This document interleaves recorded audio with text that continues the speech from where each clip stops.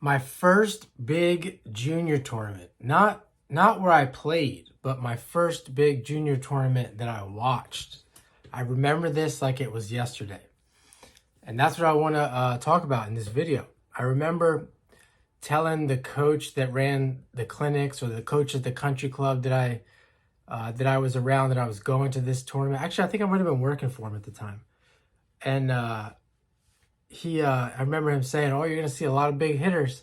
And I had no idea what he was talking about. So a friend of mine lives in Albany, New York. And they're just so, I occasionally go up there to visit. It's like a 5-hour drive.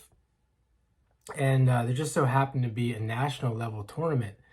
And I don't really know what they call it now, or even what they call it then. I think it was like a level 1. So it was like the highest tier tournament that you could have. And it was an indoor. And so I go to this tournament. It just so happens to be there. And I'm there every day watching the players.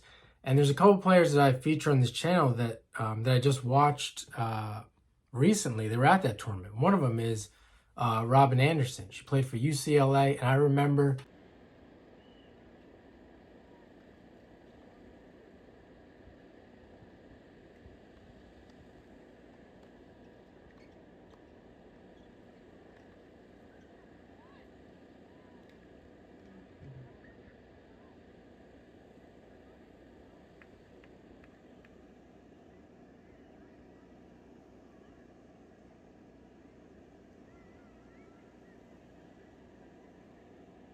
she doesn't know me, but I remember watching. I just would pick out certain players that I liked, and then I would occasionally see them again in the future. And I saw her. Obviously, she played for UCLA. She was very successful as a pro, and she would play that Landisville tournament.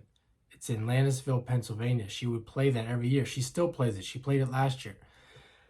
So I would see players like that a lot, and I mentioned a few others that I saw. One of them, that the main guy that really stood out, his name was Evan Song, and he tried to go pro. I believe he made it to like 300 or 400, something like that.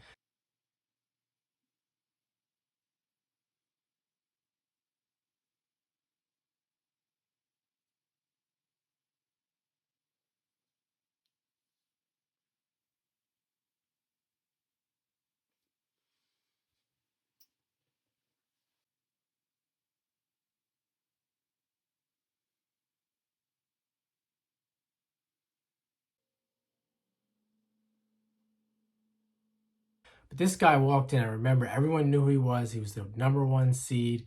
He walked in, had all his gear on.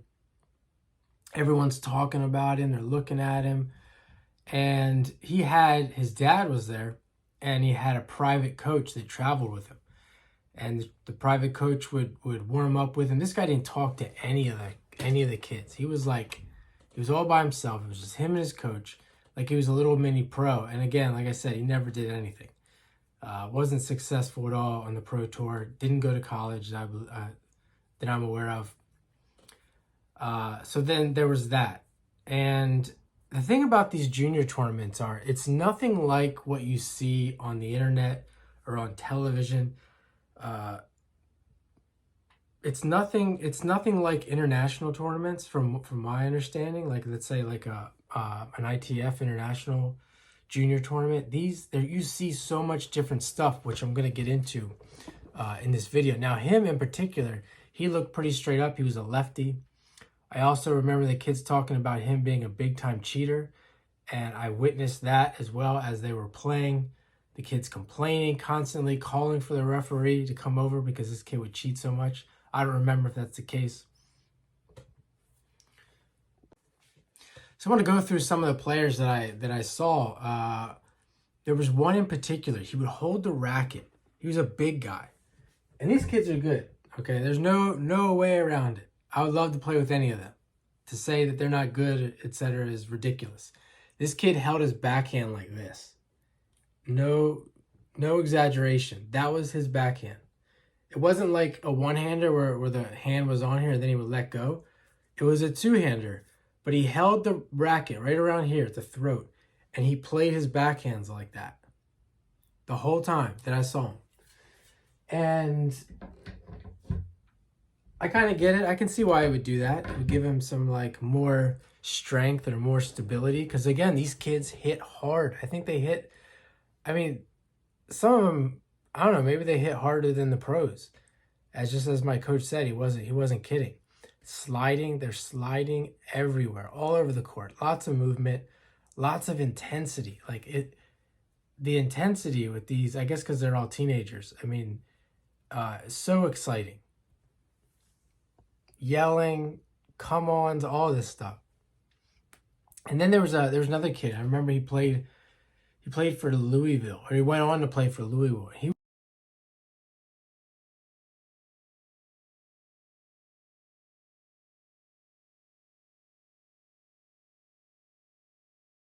was more stocky. He was like more stocky, shorter, bigger kid, and he played these top spin, like everything big, heavy top spin, but not like the balls would bounce out. It was just like the way he played, just lots of top spin, and he would just sit back there and return every ball, probably to the middle of the court, just get everything back. And he did. I remember he did fairly well at that tournament too.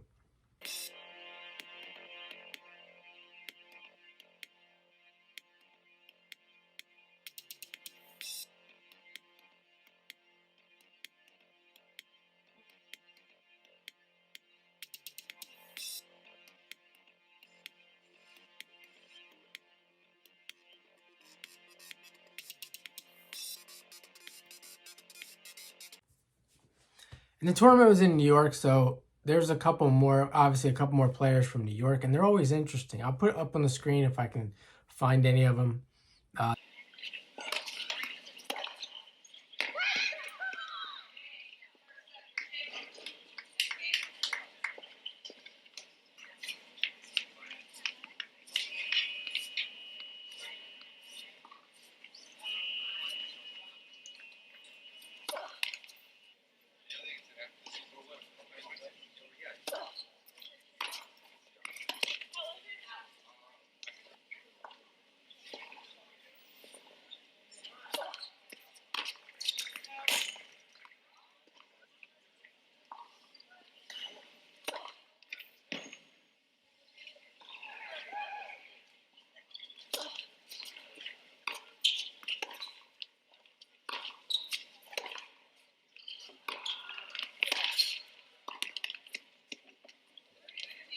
There was a girl that I saw a bunch of. I forget her name. I said I'll put up on the screen. She was fairly successful.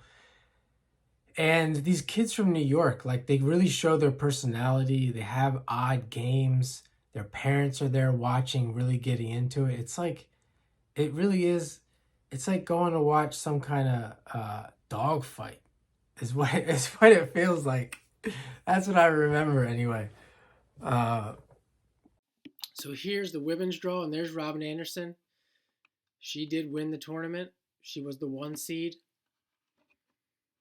There it is, Latham, New York. Where is... Got some big names here. Julie Vrabel.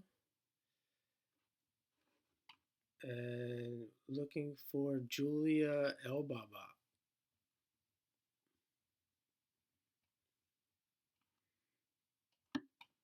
There she is, 2 seed. She was the 2 seed. She lost to Corning. Veronica Corning. I'll have to look these people up, see if we can get some video on them.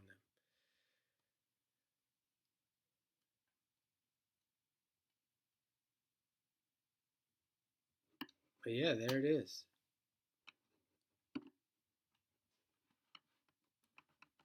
This was the draw. Actually, that Terenzio guy won. Here he is. He won the tournament. Here it is, Latham, New York. Evan Song, there he is, the 1 seed. He got to the 4th round and lost to this Iso kid. Where's he at? Iso. This was this was like this tall, dark-skinned dude. I think he got hurt that day. Maybe, oh yeah, here it is, retired. He like walked. He like went back to play defense and got his foot stuck in the something back there by the wall and couldn't continue. This Winston Lynn, we'll have to check these guys out. He was pretty sick too. Cameron Silverman. This is what I'm talking about with these New Yorkers. Weird game, man. Weird game. Fun to watch. But this is the draw. This is the men's draw. Look how big it is. I don't think they do this anymore.